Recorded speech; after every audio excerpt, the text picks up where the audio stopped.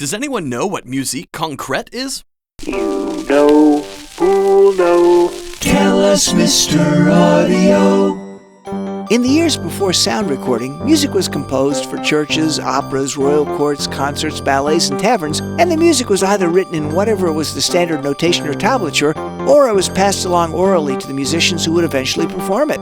In 1928, Andre Coeuroy, a French music critic, suggested that perhaps the time is not far off when a composer will be able to represent through recording music specifically composed for the gramophone.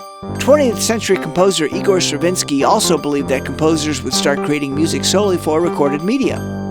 In the 1940s, French composer Pierre Schaeffer thought that rather than simply notating musical ideas on paper and entrusting them to well-known instruments, he would abstract musical value from the real-world sounds he collected.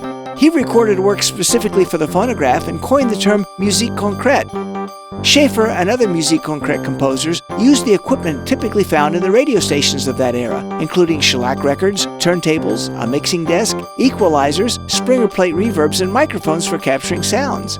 They would capture and manipulate the sounds by transposing, using different play speeds, looping, using tape devices when they became available, extracting various portions of the sound, and filtering with EQ to drastically modify the sound from its original form.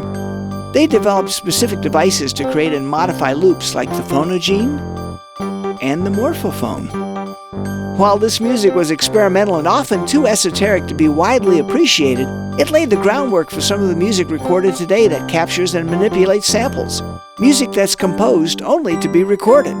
Thanks, Mr. Audio.